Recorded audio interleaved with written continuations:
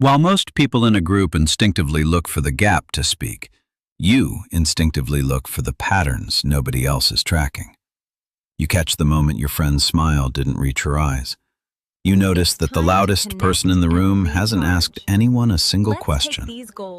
You can tell, 12 minutes in, who in the group is performing and who is actually relaxed. And then somebody asks you, quote, zero, and you don't know how to explain that you've never been more engaged in your life. If you've ever been on the receiving end of that question, this video is for you. You're not boring. You're not shy in the way people mean when they call you shy. You're not antisocial, you're not depressed, and you're definitely not bored. Your brain is doing something specific that most people don't have any framework for understanding.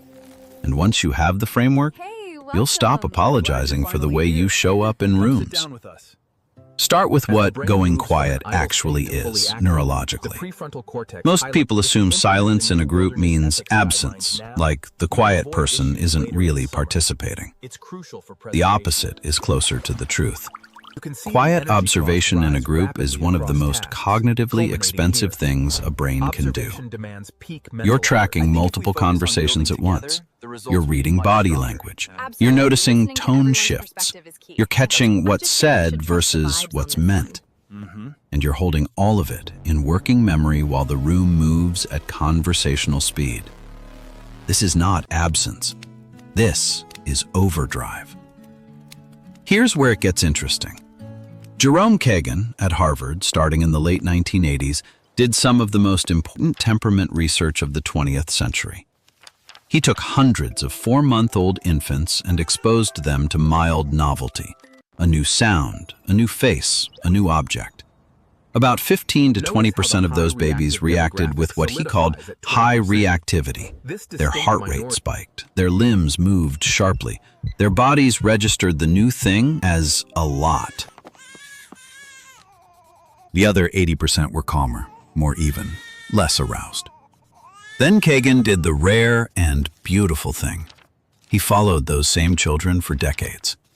What he found was that the high reactive babies grew into adults with a specific profile.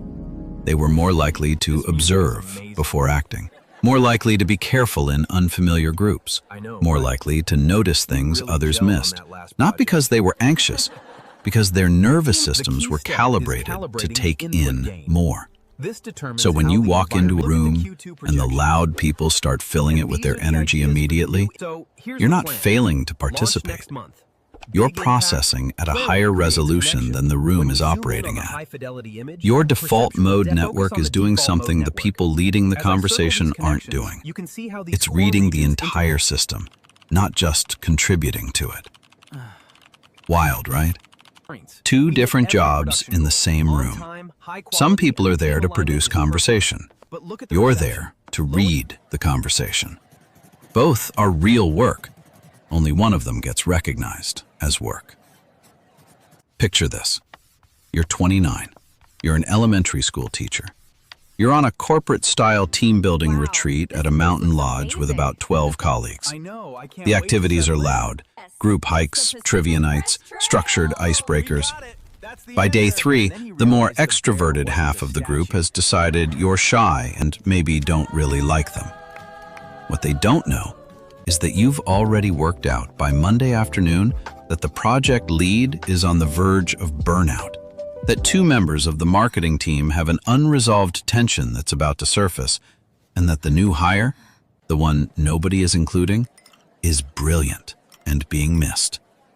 You don't say any of this, not because you're afraid, because you're still processing what to do with it.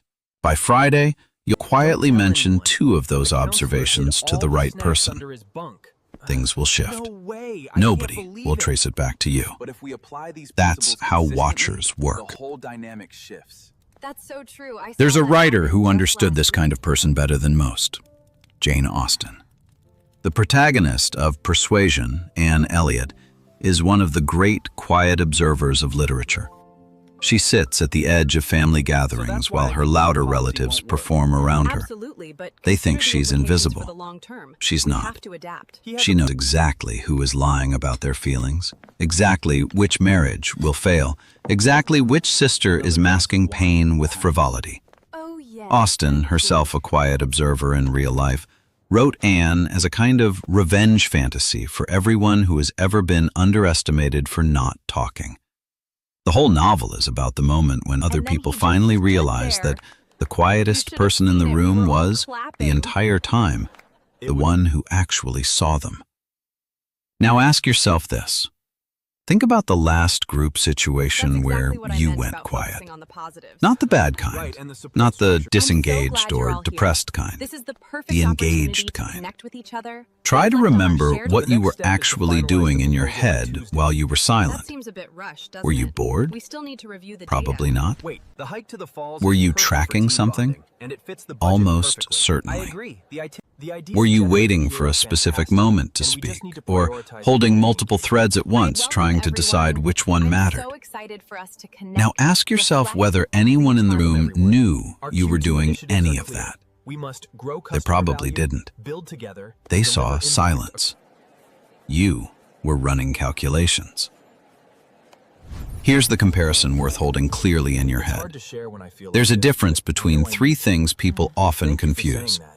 There's We're here to social listen. anxiety It's okay to quiet, take- the kind that comes from fear, where the silence is a freeze response and the body is producing cortisol. There's depressive quiet, the kind that comes from low energy and withdrawal, where engagement isn't possible. And there's observer I think quiet, that's a great the idea. kind that We should comes from definitely high explore that engagement at the wrong And we frequency need to for the embrace room. curiosity in our approach. They look And identical from the ensure we are outside. building with They feel completely different from the inside. The first two are real Taking and these worth small taking steps, seriously and utilizing the might counseling benefit and from peer groups support. listed here. The third one isn't a problem. It's a feature most people just don't have the vocabulary to recognize. That's not shyness. Look at That's the pathways processing lighting up. depth. And the part most processing the people don't visual understand data. is that observers aren't withholding. They're not being mysterious or playing hard to get socially. The quiet isn't a wall. It's a workspace. The reason quiet observers seem to say less is because by the time they've The timeline decided feels what's worth realistic saying, this time. the conversation is usually moved 3 topics on. So they file what they noticed. They bring it up later, sometimes weeks later, when the right person is in front of them and the moment is right. The people who get close to them learn We need to this. finalize the Everyone proposal else by thinks tomorrow's they're meeting. somewhere else. I agree. They're not. The data analysis They're just session, operating on we've a different extended the release timeline, schedule. And as we hit these And here's impact what's worth markers in knowing amber, about that we release can manage schedule. the delayed releases People who go effectively. quiet in groups often become the people their friends call when something serious happens.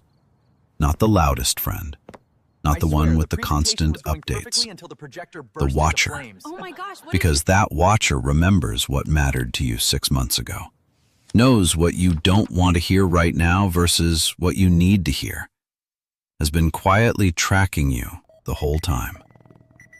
The quiet at the dinner party isn't separation. It's the same attention that, in a one-on-one conversation, makes you feel like the most listened to person in the world. You can't have one without the other. What you notice about people, the And then real it stuff, the completely fell into the texture punch of bowl. who they are when nobody's You are performing, joking. that part, It is true. I saw that's it still myself. happening every time you go quiet in a room. That's been happening the whole time. The work isn't to talk more. The work is to stop accepting other people's framing of your quiet as a deficit.